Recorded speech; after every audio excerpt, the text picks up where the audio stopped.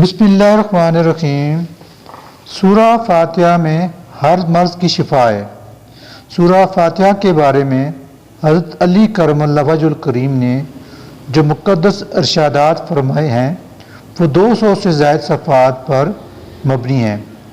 دیگر اولیاء اعظام نے بھی سورہ فاتحہ کے بے پناہ فوائد بیان کیے ہیں۔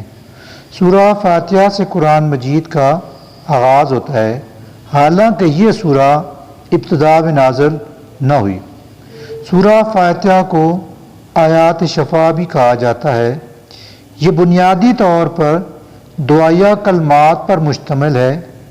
سورہ فاتحہ نماز کا بنیادی جزو ہے۔ یہ نماز کے واجبات میں شامل ہے۔ سورہ فاتحہ کی تلاوت کے بغیر نماز مکمل نہیں ہوتی۔ سورہ فاتحہ میں 7 آیات ہیں۔ شیطانی قوتوں سے محفوظ رہنے کے لیے اولیاء اعظام سورہ فاتحہ کے ذریعے حصار قائم کر کے بیٹھا کرتے تھے۔ ایک روز حضور نبی اکرم صلی اللہ علیہ وآلہ وسلم شام کے وقت گھر سے باہر نکلے۔ اس وقت آپ صلی اللہ علیہ وآلہ وسلم کے ہمراہ حضرت سعد بن ابی وقاص رضی اللہ تعالی عنہ بھی تھے۔ ایک مقام پر پہنچ کر حضور نبی اکرم صلی اللہ علیہ وآلہ وسلم نے اپنی چھڑی مبارک سے ایک دائرہ بنایا اور حضرت سعد بن ابی وقاص سے کہا وہ اس دائرہ کے اندر آ جائیں اور باہر بالکل نہ نکلیں۔ یہ فرما کر حضور نبی اکرم صلی اللہ علیہ وآلہ وسلم آگے چلے گئے اور نظروں سے اوجھل ہو گئے۔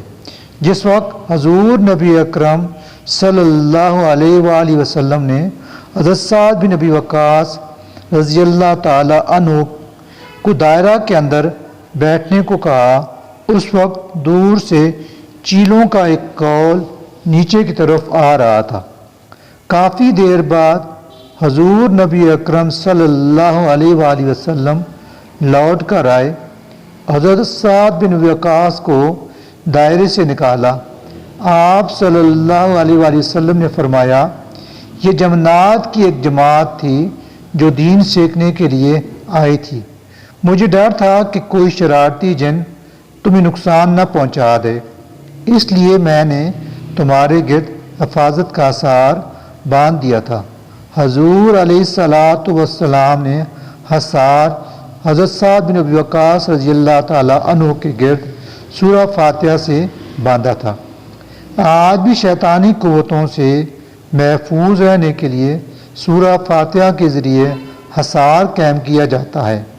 اللہ سبحانہ و تعالی نے خود بھی قرآن مجید کو سورہ فاتحہ کے حصار میں رکھ چھوڑا ہے تاکہ کوئی قرآن مجید میں کمی بیشی نہ کر سکے۔ آپ سورہ فاتحہ کو باقاعدگی سے پڑھتے رہیں اور اپنے اوپر دم بھی کرتے رہیں۔ سورہ فاتحہ کے پڑھنے کا مصنون طریقہ تو یہ ہے کہ اسے روزانہ باقاعدگی سے 41 بار پڑھا جائے۔ سورہ فاتحہ کو مصنون طریقے سے پڑھنے والے کو اللہ سبحانہ تعالیٰ اس کے بڑے سے بڑے مسائل حل ہونے کے اسباب پیدا فرما دیتا ہے۔ اولیاء اعظام مریضوں کے علاج کے لیے سورہ فاتحہ انہیں مصنون طریقے سے پڑھنے کا کہا کرتے تھے، اور وہ خود بھی لا علاج مریضوں پر سورہ فاتحہ پڑھ کر اس کا دم کیا کرتے تھے۔ تو پھر آپ بھی آج ہی سے اپنے تمام مشکل اور حل طلب مسائل اور لا علاج بیماریوں کے لیے سورہ فاتحہ کو مصنون طریقہ سے پڑھنا شروع کر دیں۔ سورہ فاتحہ کی تلاوت کا مصنون طریقہ یہ ہے کہ اس سورہ کو فجر کی سنتوں کے بعد اور فرضوں سے پہلے 41 بار باقاعدگی سے پڑھا جائے۔ اللہ سبحانہ و تعالیٰ سورہ فاتحہ کی تلاوت سے مشکلات سے نکلنے کے راستے دکھانا شروع کر دے گا۔ وہ مسبب الاسباب ذات ہے، کن فرمائے گا اور فیکون ہو جائے گا۔ خداوند تعالیٰ مجھ سمیت آپ تمام کی ہر طرح کی مشکلات اور ہمیں لا علاج بیماریوں سے شفا یاب فرمائے۔ آمین یا رب العالمین۔ اللہم صلی علی محمد